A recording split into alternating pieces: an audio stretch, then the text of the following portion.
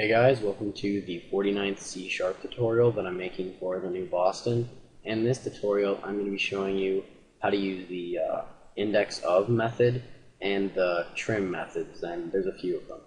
So all you're going to need for this tutorial is a button. And once you have that on your form, just double click on it. So in the last tutorial, we looked at isolating the first and the last names of the string right here, John Smith. Well, say we want to get the first and last names of a whole group of clients. Well, not everyone's name is 4 characters long, like in the beginning, and their last name obviously all isn't 5 characters long. So we need to find a better method of getting the first and last name.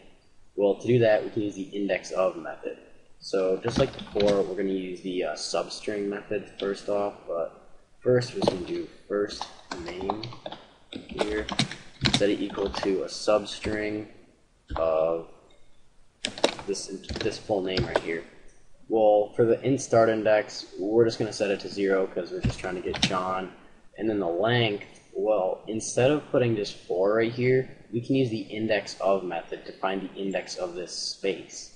So we know we want it to stop reading as soon as it finds a space.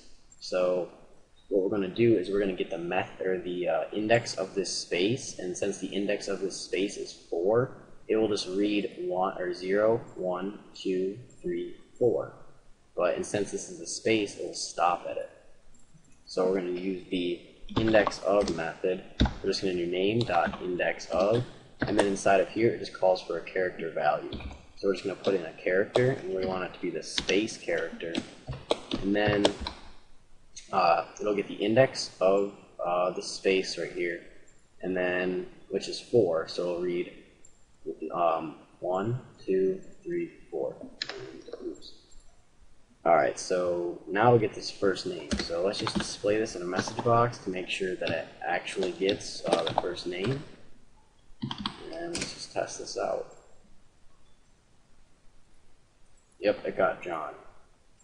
And we can use this to get Smith as well. We can use the index of the space and put it at the beginning. So it'll start at the index of the space and then read to the end. So we're just going to go ahead and copy this code right here and paste it right there.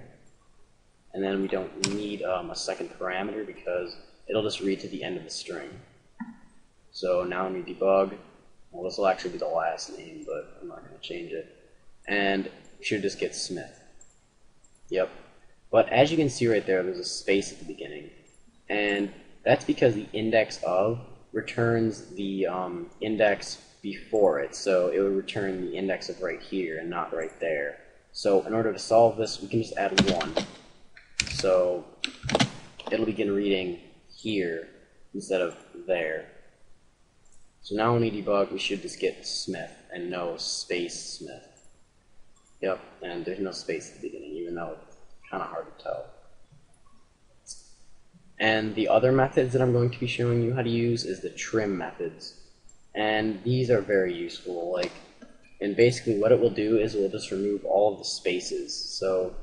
Or all of the spaces at the beginning and the end. So if we have a bunch of spaces at the beginning right here, and we want it to just still read John Smith and not space, space, space, space, space, John Smith, well, we can use the trim method to do that. So what we're going to do right here is we're just going to call it it's just raw name, because it'll just get the actual name. So we're just going to do name dot and then trim. And the trim, just the regular one, will remove all the spaces from the beginning and the end. So if we have a whole bunch of spaces right here, then it will just remove all of these spaces and we'll only have John Smith and not a whole bunch of spaces, John Smith, and then a whole bunch of spaces. So now we're just going to display this raw name in the message box. We should just get John Smith and not a whole bunch of spaces and then John Smith. Yep. And if I were to show you just the original name without using that trim method, you'll see there's a whole bunch of spaces. Yeah, there's spaces there and spaces after it.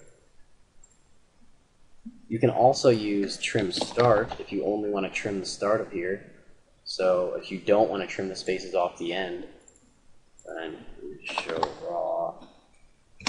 name. So now we will get